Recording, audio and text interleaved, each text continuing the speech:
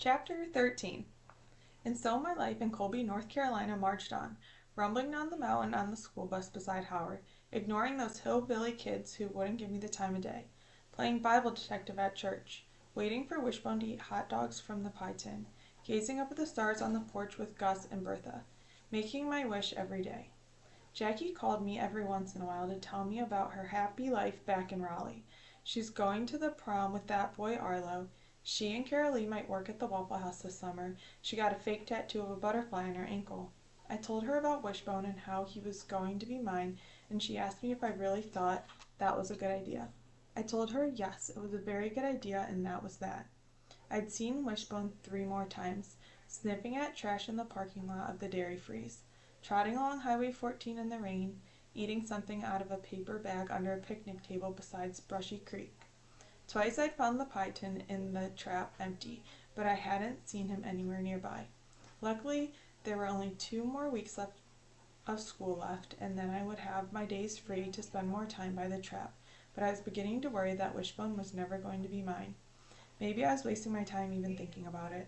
I heard Wishbone barking last night, Howard said one day while we sat on the old couch on his front porch eating popsicles.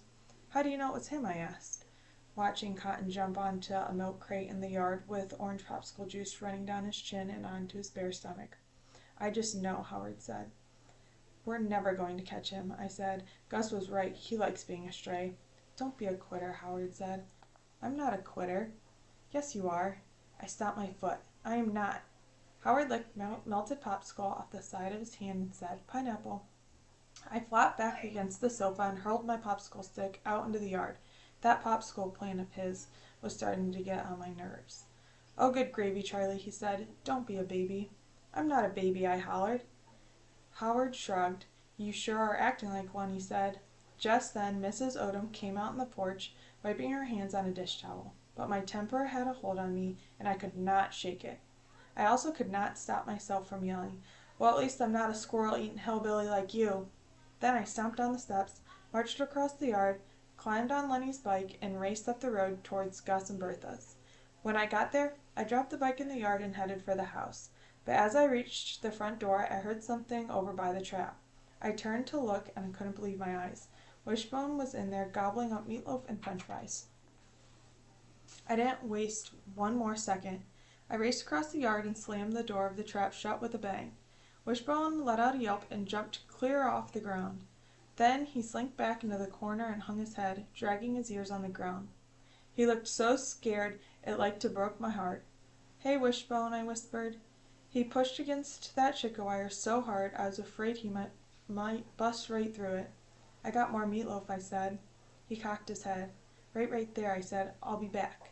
I closed the latch on the door of the trap and hurried inside the house, calling for Bertha. We nearly collided when I darted into the kitchen. She clutched her heart and said, Charlie, Lordy, you scared the dickens out of me.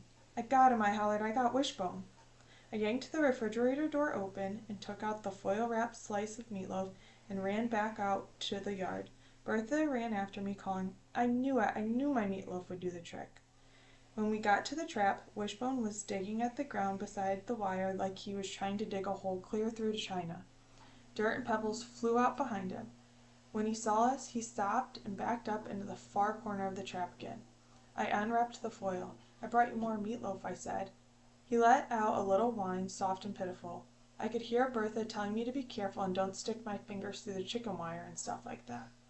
But I kept my eyes on Wishbone and told him not to be scared. Then I stuck a piece of meatloaf through the wire near him and waited. His nose twitched as the meatloaf smell drifted his way. He stood up and sniffed some more. Come on, Wishbone, I said, it's for you. He took one step forward, keeping his eye on the meatloaf. He took another step, and then another, till he was right at my hand. Then he snatched that meatloaf, swallowed it in one gulp, and wagged his tail. Wag, wag, wag. 3 tiny wags like he was thanking me. I turned to Bertha. Did you see that? I asked. Bertha nodded. I sure did. I confess. I thought you were going to lose a finger or 2. She reached into the pocket of her apron and pulled out 2 saltine crackers. Give him these, she said. I gave Wishbone the crackers, and after he gobbled them up, he looked at me and wagged his tail again. Then Bertha helped me look for the collar Gus had made from an old leather belt of his. We got the rope from the garden shed and tied it to his collar. I ran back inside and got more food. Some cereal, a piece of raisin bread, a couple slices of bologna. Then I raced back out to the trap with Bertha, not far behind, calling, "Wait for me!"